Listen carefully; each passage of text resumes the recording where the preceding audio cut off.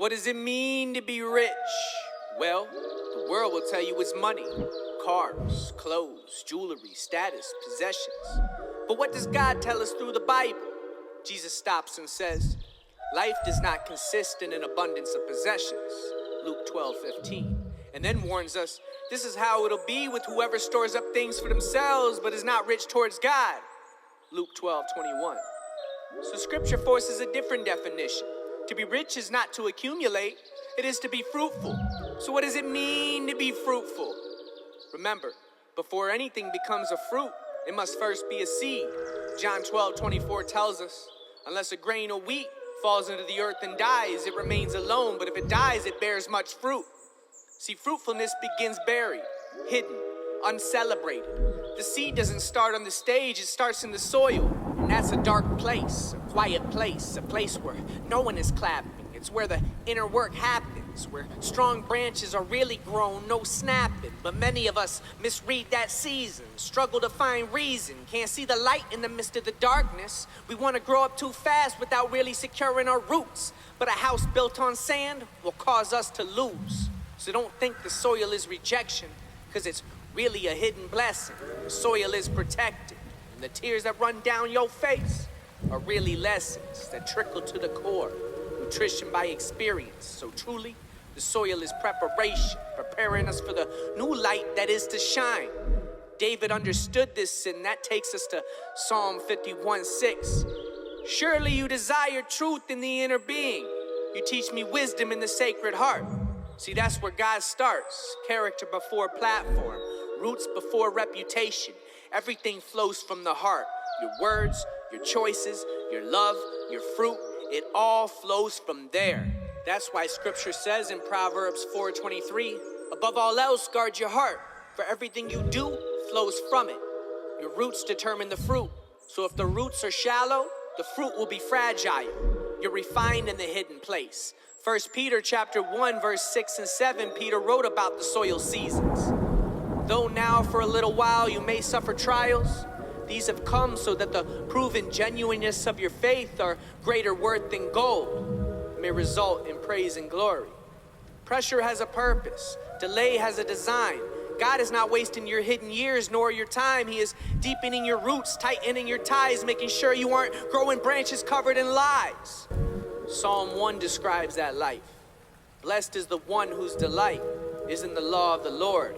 That person is like a tree planted by streams of water, which yields its fruit in season, and whose leaf does not wither. Whatever they do prospers. Notice, fruit comes in season, not on demand. The tree isn't anxious, it's anchored. Biblical prosperity is not speed, it's sustainability. Wisdom defines true riches. She tells us this in Proverbs 8:18. With me are riches and honor, enduring wealth and prosperity. My fruit is better than fine gold. Wisdom doesn't reject riches, she redefines them. Gold can be stored, fruit must be grown. Righteousness is wealth, character is currency, integrity is inheritance. Treasure reveals the heart. Jesus takes it deeper in Matthew 6:19 through 21. Do not store up yourselves treasures on earth, but store up treasures in heaven.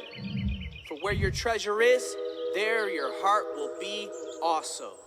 This is not just about money, it's about direction. What you treasure, you become. God's original design was for us to be fruitful and to multiply. That was his first command to us. The goal was never hoarding, it was multiplication of life. Jesus echoed this. I chose you, that you should go and bear fruit, fruit that will last. By this my Father is glorified, that you bear much fruit. True riches reproduce. God's mathematical system is built on multiplication.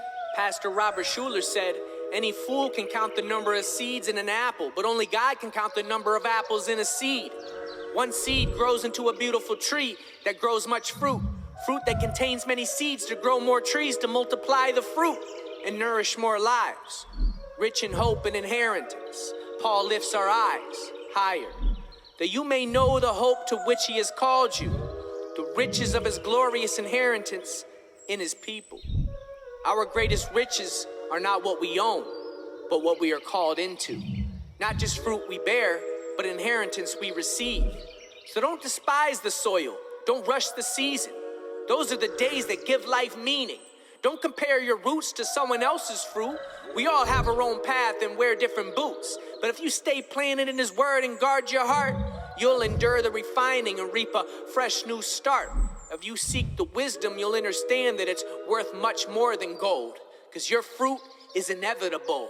So are you already rich? Does your seed produce a healthy tree? One that is full of beauty and bees? Is your fruit fruitful? Do birds rest in your branches? Do cows lay beneath them for shade and rest? Can sheep feed on your leaves? Can monkeys swing playfully from branches? Branches that also nourish their lives? Or is your tree bringing harm to this world? These are the questions to ask yourself during your soil season, when you envision that tree that you want to be.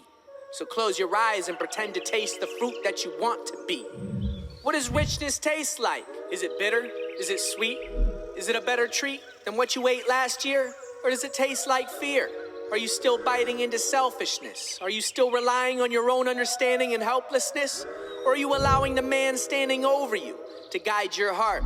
Have you laid down your life to pick up the cross, to carry the yoke with Him and not attempt to do it on your own? Because I promise if you call, He'll be there to answer the phone.